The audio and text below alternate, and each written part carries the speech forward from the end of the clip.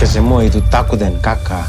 Kakak itu adalah sosok pemimpin di antara kami anak-anak timur semua ini. Ini persoalan harga diri saya di mata anak perempuan saya. Baru sekarang kakak berencana apa? Kakak Bos, pledoi bagi stigma negatif orang timur, surat cinta bagi perfilman Indonesia. Saya ingat betul, saat konten day yang digelar Imaginary di kawasan Kemang pada 2024 lalu, Arie Kriting sebagai sutradara sangat antusias memperkenalkan film Kakak Bos sebagai karya yang representatif, inklusif, dan begitu menggugah kesadaran tentang potret orang timur hingga posisinya di perfilman Indonesia.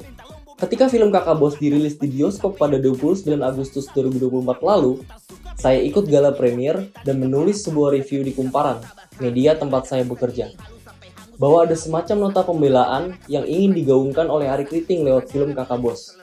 Sebagai karya penyutradaran pertama, Kakak Bos cukup perform dengan 859.000 penonton dan pamit dari bioskop setelah 2 bulan dirilis. Film ini lalu dirilis di Netflix dan sampai saat ini masih tersedia untuk ditonton. Saya menontonnya berulang kali, dan dari situ saya sadar anggapan saya tak berubah, bahwa di tengah deru perfilman Indonesia yang riuh, sebuah suara dari timur hadir lewat film Kakak Bos. Bukan untuk menghibur semata, melainkan juga untuk mengajukan sebuah pledoi, nota pembelaan terhadap stigma yang telah lama membelenggu. Sebuah pertanyaan besar pun muncul, sebenarnya bagaimana sih perfilman Indonesia, atau lebih luas lagi, bahkan sebuah bangsa, memandang saudara kita di timur sana. Kau akan bikinkan Kakak Bos lagu? Reggae? Kakak Bos suara tuh macam kambing mau mati. Kau berharap dia mau jadi penyanyi model apa? Buta huruf? Part 1, Kakak Bos, dan potret orang timur. Papa bikin keputusan yang salah. Papa mau ditangkap polisi. Film Kakak Bos menyajikan 2 konflik besar. Pertama, konflik Kakak Bos yang diperankan oleh Gottfried Orendeot dengan anaknya Angel yang diperankan oleh Glory Hillery. Kedua, konflik Kakak Bos dengan dirinya sendiri. Secara tersirat, 2 permasalahan ini memang bertalian, namun masing-masing punya perspektif dan solusi yang unik. Keluarga Kakak Bos berasal dari Indonesia Timur yang tinggal di Jakarta. Ferdinand Kakak Bos Omakare adalah direktur penyedia jasa penagih utang. Apakah pekerjaan itu sangat melekat dengan Indonesia Timur? Bisa saja. Di Jakarta, kita banyak melihat grup yang disebut Matel atau mata elang yang kerap ada di pinggir jalan. Bahkan, ada liputan khusus tentang dinasti penagih utang dari Indonesia Timur yang pernah dirilis oleh media asumsi beberapa waktu lalu. Namun menariknya, ada sisi lain dari pekerjaan penagih utang di film Kakak Bos. Memang benar, Kakak Bos itu debt collector. Namun, perusahaan layanan keamanan yang ia rintis menyajikan pilihan lain seperti security hingga bodyguard artis. Penyelesaian konflik di beberapa adegan film ini tidak diakhiri dengan kekerasan. Ada langkah damai yang fair dan netral yang mereka tempuh. Dan menurut saya, itu sangat adil. Misalnya, waktu ada kekacauan di adegan pembuka di sebuah klub, Kakak Bos berapa kali bertanya kepada pengawalnya, apakah benar masalahnya seperti itu? Lalu, jalan keluar yang dia tawarkan pun sangat netral. Kakak Bos menggelar sebuah dance battle. Lagi-lagi, ini soal olah kemampuan, bukan perkelahian, seperti kebanyakan stigma tentang orang timur yang beredar. Di momen ini, Arie Kriting ingin menyampaikan bahwa tidak selamanya loh pekerjaan yang lekat dengan orang timur itu adalah sumber kekerasan. Saat ada orang yang berkonsultasi tentang piutangnya, alih-alih langsung menagih, Kakak Bos lebih mengutamakan langkah mediasi hingga proses hukum demi lancarnya suatu proses transaksi. Anyway, bicara soal keluarga Kakak Bos, meskipun digambarkan cukup sejahtera, keluarga Kakak Bos tuh hidup di rumah yang mewah, mobil sama sopir lengkap. Ada jacuzzi di dalam rumah bahkan. Pengawalnya juga banyak. Tetapi, apakah Kakak Bos bahagia? Nyatanya, saya pikir tidak. Sumber konflik itu justru datang dari Angel, putri Kakak Bos yang tidak suka dengan pekerjaan ayahnya itu. Menurut Angel, pekerjaan ayahnya dianggap preman oleh teman sekolahnya. Lalu, Kakak Bos pun berupaya mengubah profesinya dengan bernyanyi. Hal ini membuat saya teringat sama film Jepang, My Dad is a Hill Wrestler. Film itu membahas gimana seorang anak SD merasa malu karena ayahnya tuh bukan pegulat, melainkan justru antagonis dari bintang gulat saat itu. Ayahnya tuh licik, curang, penakut. Pokoknya tidak heroik lah. Tidak bisa dia banggain kepada teman-teman sekelasnya. Nah, Angel dan Ferdinand kakak bos ini punya permasalahan yang sama. Bedanya, kakak bos ditampilkan sebagai seorang manusia rapuh dan tetap merasa tak berdaya di mata anak perempuannya. Menariknya, film ini terus menekan protagonisnya hingga ke konflik diri sendiri. Isu sentimental seorang ayah yang kayaknya jarang nih diangkat di perfilman Indonesia. Part 2, ada gium maskulinitas, lelaki timur dilarang menangis. Salah satu kritik sosial yang paling tajam yang saya tangkap dalam film Kakak Bos adalah pembongkarannya terhadap ada gium tak tertulis yang menjerat. Laki-laki timur itu nggak boleh nangis, laki-laki timur itu nggak boleh sedih, atau nggak boleh rapuh misalnya. Film ini secara gamblang menguliti bagaimana budaya patriarki dan tuntutan maskulinitas terjadi di realita orang timur. Kita melihat bagaimana kakak bos itu yang semula terlihat kuat, berpengaruh, superior, dan seram, seiring berjalannya waktu, perlahan terkikis oleh kehadiran Angel, putrinya. Disinilah, akting Glory Hillery, pemeran asli Papua Barat di karya debutnya, menjadi sorotan utama.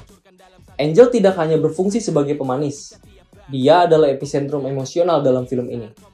Dia mampu menghadirkan spektrum perasaan yang kompleks, sekaligus cermin dalam menggali sisi manusiawi seorang kakak bos. Film Kakak Bos dengan berani mendobrak hal tersebut. Ia menunjukkan bahwa di balik stereotip temperamental orang timur, ternyata ada sisi kebapaan nih yang takut sama anak perempuannya, di mana kebahagiaan anak perempuan baginya adalah segalanya. Baru sekarang kakak berencana apa? Angel, mulai sekarang papa mau jadi penyanyi. Penyanyi? Kakak bos rela loh bangun pagi, apapun yang terjadi, sengantuk apapun itu. Dia tetap memaksa untuk nganter Angel ke sekolahnya. Raven Connell dalam jurnalnya menyebut bahwa terdapat banyak bukti bahwa maskulinitas bersifat majemuk dengan kompleksitas internal. Dan pada titik terkininya, perempuan tuh punya peran penting nih dalam pembentukannya, dalam interaksi dengan anak laki-laki dan laki-laki itu sendiri. Jadi wajar kok kalau laki-laki itu dari latar belakang budaya manapun punya keberanian sekaligus kerapuhan. Bisa tentang keluarga, masa depan, atau kesejahteraan orang-orang di sekitarnya. Nah, film Kakak Bos ingin menunjukkan bahwa setiap individu dari timur adalah manusia paripurna dengan kompleksitasnya sendiri. Mereka bisa tertawa, menangis, mencintai, dan terluka sama seperti kita. Film ini seolah menjawab pertanyaan mengapa.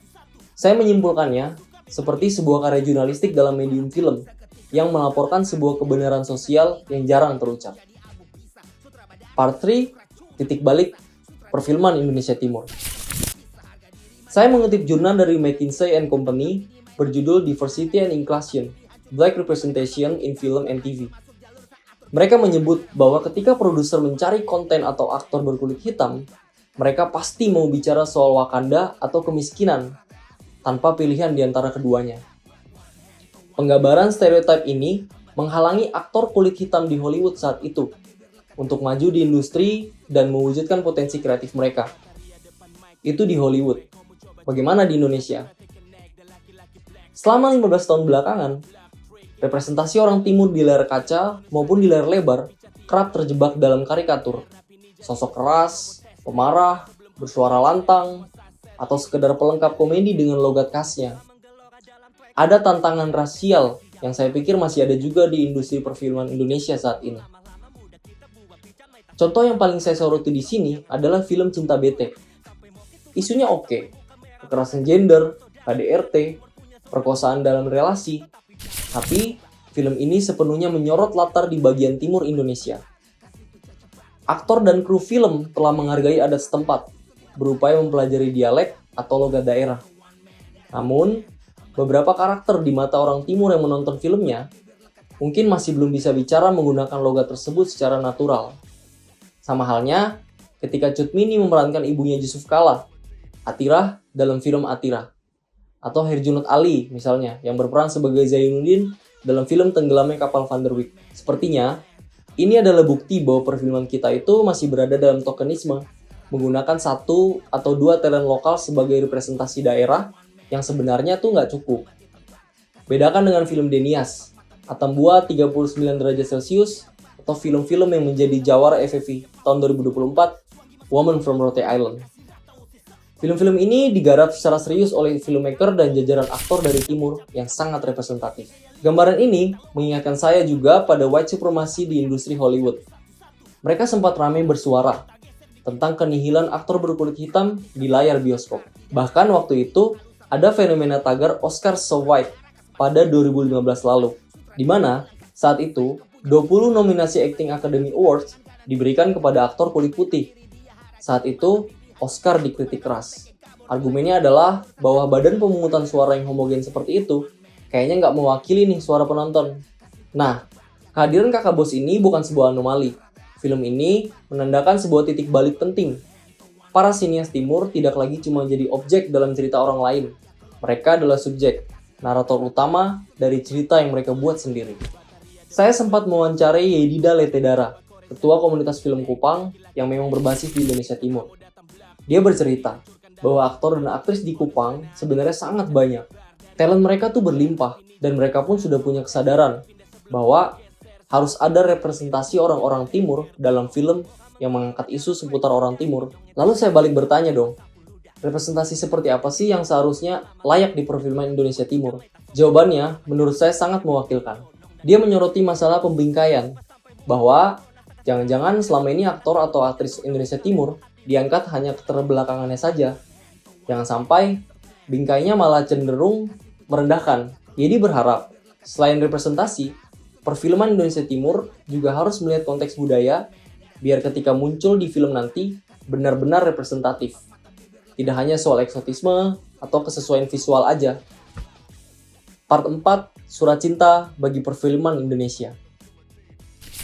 Kita semua tahu ya, pada 2024 lalu, FFI Goes to Campus sudah mengunjungi Kupang, tepatnya di kampus Universitas Nusa Cendana. Acara ini jadi bagian dari program roadshow FFI ke berbagai kampus di Indonesia. Di Kupang, acara ini dihadiri oleh Ketua Pelaksana Prilly Konsina dan Duta FFI saat itu, Brian Domani. Tujuannya adalah untuk mendekatkan FFI dengan mahasiswa dan masyarakat, serta membahas nih perkembangan perfilman Indonesia. Nah, kembali ke narasumber saya tadi, Yedi. Dia ikut mengkritik. Realitanya, saat itu, orang-orang yang datang ke acara saat itu bukan orang-orang yang betul-betul ingin menyampaikan aspirasi atau berdiskusi tentang perfilman Indonesia Timur. Melainkan, kebanyakan mereka itu datang karena mau lihat artis. Di sini, Yedi tuh berharap mungkin seharusnya ke depannya lebih menyentuh aspek perfilman, seperti mendatangi komunitas-komunitas kecil di perfilman di sana. Nah, ini nih yang kayaknya harus dikoreksi lagi, dievaluasi lagi. Apakah acara FFI Goes to Campus itu berguna bagi festival, bagi perfilman Indonesia?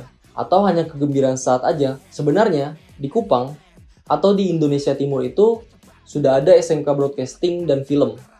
Di KFMNANU sudah ada, di ND sudah ada, di Lembata sudah ada.